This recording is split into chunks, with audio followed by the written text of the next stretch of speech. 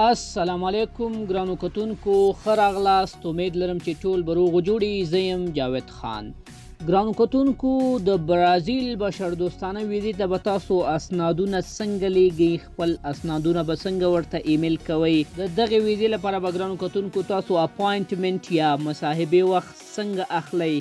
د دغې ویزې لپاره ګرانو کتونکو کومو اسنادو ته اړتیا ده چې تر څو تاسو هماغه اسنادونه کونسلګرۍ ته ورولېږئ ګرانو کتونکو او ستاسو ویزا پراسس ته لاړه شي، ستاسو د مصاحبې وخت معلوم شي. ګرانو کتونکو دغه ټول معلومات زه تاسو سره په همدې ویډیو کې شریکوم، خو مخکې له دې نه خوږو دوستانو چې د مکملې ویډیو په طرف لاړ شو. که چیرې تاسو زموږ یوټیوب چینل ته نوي یاستئ، مهرباني وکړئ چینل ځان سره سبسکرایب کړئ. د ویډیو لپاره یو لایک ضروري دی ګرانو کتونکو، ویډیو ځان سره لایک کړئ.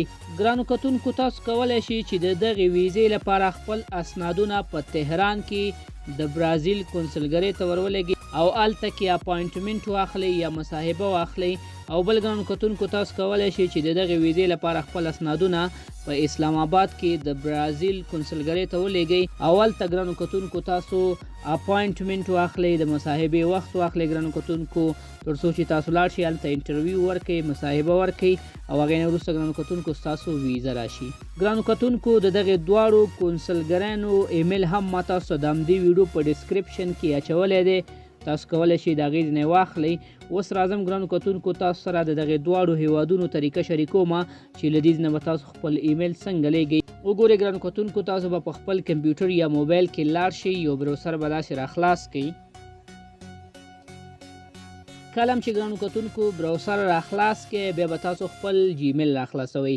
د جیمیل د راخلاصولو تر ټولو اسانه طریقه دا ده ګرانو کتونکو چې تاسو به راشئ دلته به ګوګل راخلاص کړئ. کله چې ګرانو کتونکو ګوګل داسې راخلاص کړئ دغلته کې به راشئ، دلته وګورئ جیمیل لیکلی دی، تاسو به په جیمیل باندې خپل کلیک واخلئ.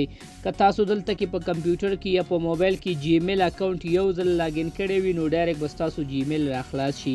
که مو نه وي لاګین کړی ګرانو کتونکو خپل د جیمیل آی ډي او پاسورډ به ورکړئ، ستاسو جیمیل به راخلاص شي. کله چې جیمیل راخلاص شو ګرانو کتونکو ډېره اسانه دغلته به راشئ کمپوز برخې ته، کمپوز باندې به داسې کلیک واخلئ.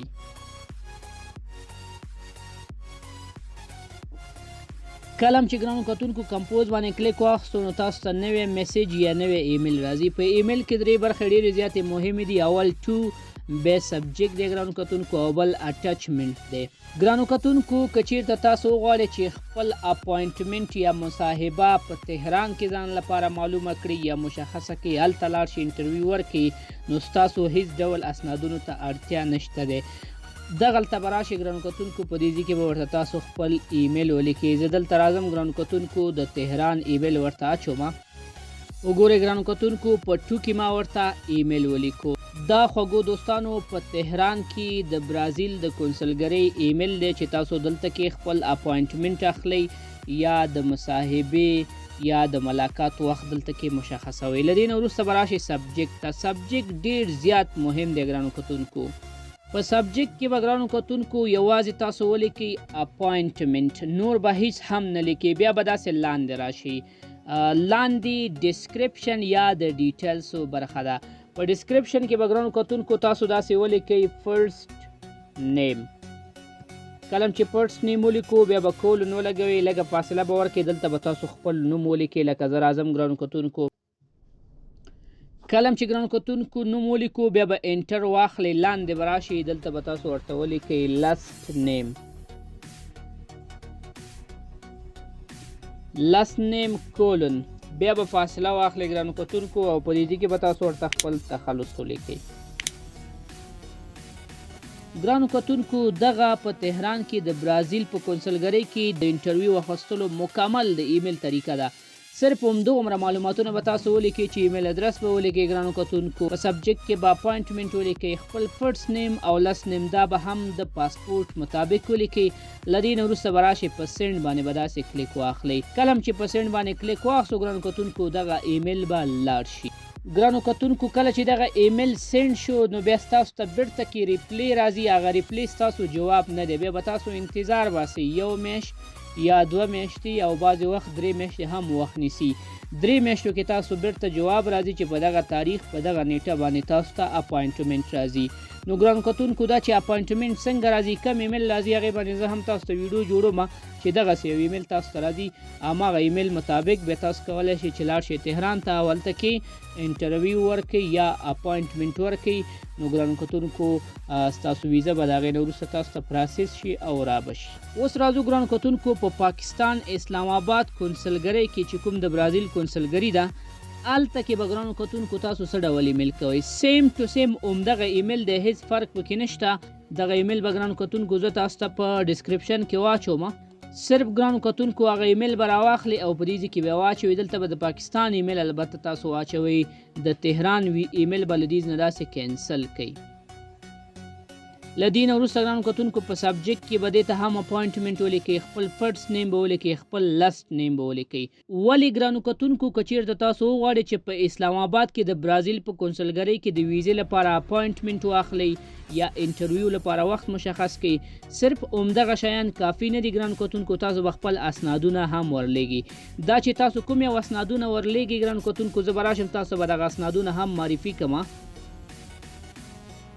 وګورئ ګرانو کتونکو تاسو سره دغه 4 ډوله اسناد باید موجود وي چې ستاسو پاسپورټ باید تاسو سره موجود وي ګرانو کتونکو همدغسې ستاسو دغه اپلیکیشن فارم کوم چې ګرانو کتونکو تاسو آنلاین اپلیکیشن ډک کړی دی دغه فورمه ده دې باندې به خپل عکس ولګوئ امضا به وکړئ لاندې به خپل ایمیل ولیکئ ګرانو کتونکو خپل د موبایل نمبر به ولیکئ او همدغسې ګرانو کتونکو دغه 2 نور اسنادونه هم ډیر زیات ضروری دي دا به هم تاسو سره موجود وي چې یو ته کرایمینل ریکارډ ویل کیږي یا عدم مسؤلیت ورته ویل کیږي. دغه ورکه ګرانو کتونکو تاسو په تهران کې اپاینټمنټ اخلئ یا په اسلام آباد کې اخلئ هلته به ګرانو کتونکو ورځئ او د افغانستان د کونسلګرۍ نه به یې اخلئ.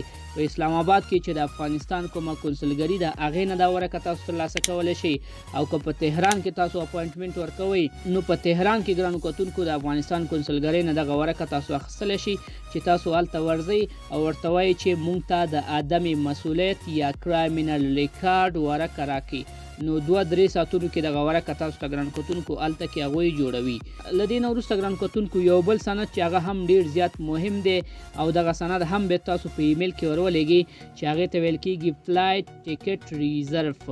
وګورئ ګرانو کتونکو دغسې یو ټیکټ دی چې تاسو د هر یو ایروې نه اخیستلی شئ که د قطر ایروې نه اخلئ که د ویزا بوکینګ نه اخلئ دا هم آنلاین اخیستلی کېږي ګرانو کتونکو خپل پروسس لري چې دې باندې هم انشاءالله زه تاسو ته په لنډ وختونو کې ویډیو جوړوم چې تاسو به ګرانو کتونکو د ټیکټ بوکینګ ریزرف ورکه څنګه جوړوئ په دې به هم ګرانو کتونکو په لنډ وخت کې انشاءالله زه تاسو ته ویډیو جوړه کړم.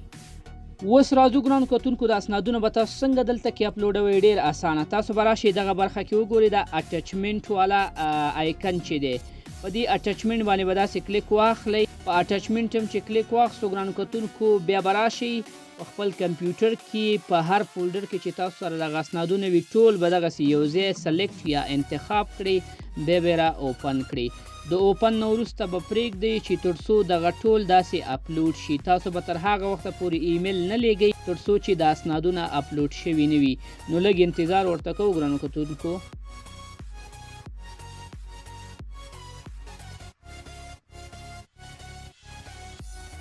وګورئ ګرانو کتونکو کله چې دغه 4 اسنادونه ستاسو اپلوډ شو نو دا به له دې برخې نه داسې سینډ کړئ. یوه یادونه ډیره ضروري ده ګرانو کتونکو چې تاسو به د دغه 4 ډوله اسنادونو نه بغیر هیڅ هم نه لیږئ هیڅ یو اضافي سند به هم نه لیږئ چې بیا ګرانو کتونکو ستاسو د ویزې مس ډاکومنټ راځي ګرانو کتونکو او دغه اسنادونه به تاسو پوره هم لیږئ لکه تاسو به خپل پاسپورټ لیږئ اپلیکیشن به لیږئ کرایمینل ریکارډ یا عدم مسؤلیت به لیږئ فلایټ ټیکټ ریزرو او دا به لیږئ ګرانو کتونکو. له دې نه اضافي ګرانو کتونکو که چیرې تاسو هر څه ولیږئ د کونسلګرۍ نه بیا تاسو ته ایمیل راځي چې ستاسو ډاکومنټ کې پرابلم دی او تاسو ته اپاینټمنټ نه درکوي.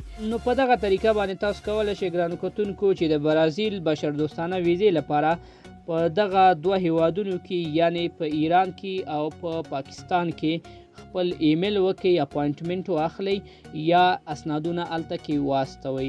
امید لرم ګران کتونکو چې له دې ویډیو نه به م څه زده کړي وي. ویډیو د خپل ملګرو سره ضرور شریکه کړئ. ښه وخت. الله پامان.